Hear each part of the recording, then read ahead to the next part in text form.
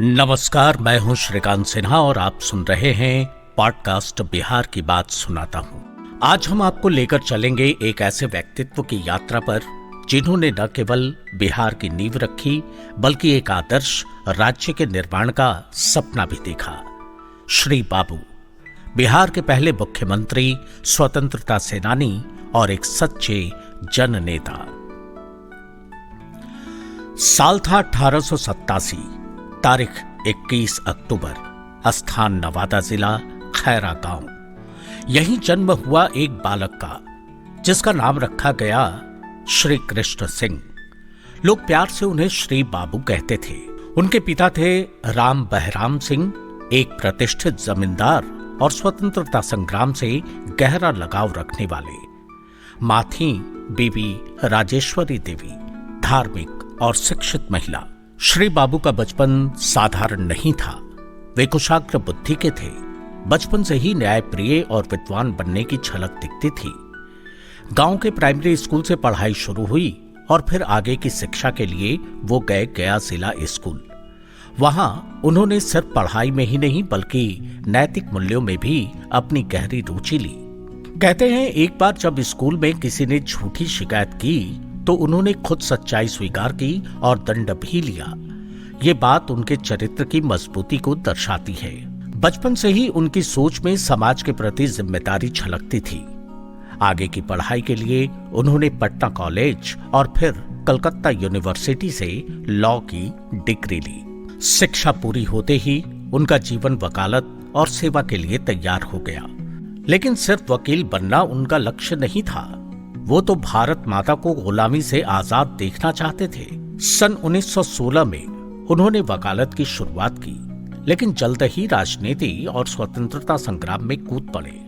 उनका मन गांधी जी की अहिंसा नीति और नेहरू जी के समाजवादी विचारों से प्रभावित था। साल 1920 उन्होंने असहयोग आंदोलन में भाग लिया और वकालत छोड़ दी। फिर तो जेल जाने की शुरुआत हुई। 8 बार जेल गए, पर हर बार और मजबूत होकर निकले। बिहार की राजनीति में उन्होंने एक नई भाषा दी, विकास, समरसता और समाज सुधार की। उनके मित्र थे डॉक्टर अनुग्रह नारायण सिंह, जो बाद में उनके उप मुख्यमंत्री बने। ये जोड़ी बिहार के इतिहास की सबसे मजबूत और ईमानदार जोड़ी मानी जाती है। उनकी दोस्ती, वैचारिक समानता और सेवा भाव बिहार के लिए वरदान साबित हुई। 1946 में जब भारत स्वतंत्रता की ओर बढ़ रहा था, तब बिहार को मिला उसका पहला मुख्यमंत्री श्री कृष्ण सिंह। वे तब से लेकर 1961 तक मुख्यमंत्री रहे, 15 साल तक बिना किसी भ्रष्टाचार के आरोप के। अब आइए बात करते हैं उनके अद्भुत कार्यों की। भूमि सुधार कानून, जमींदारों से जमीन लेकर किसानों को दी, ये एक साहसिक कदम था। शिक्षा में क्रांति, बिहार विश्वविद्यालय की स्थापना, स्कूलों और कॉलेजों को प्रोत्साहन। उद्योग स्थापना, बरौनी रिफाइनरी, फैक्ट्रियों, बोकारो स्टील प्लांट का निर्माण उन्होंने किया और पावर हाउस जैसे बड़े विकास के कार्य उन्होंने किए। धार्मिक सहिष्णुता, हिंदू मुस्लिम एकता के लिए वो हमेशा खड़े रहे। सांप्रदायिकता के सख्त विरोधी थे। श्री बाबू न सिर्फ नेता थे बल्कि साहित्य प्रेमी, दार्शनिक और सादा जीवन जीने वाले इंसान थे। उनके भाषण में सादगी और प्रेरणा होती थी। उनका जीवन आदर्श था। खुद झोपड़ी में रहकर दूसरों को मकान देने वाले मुख्यमंत्री।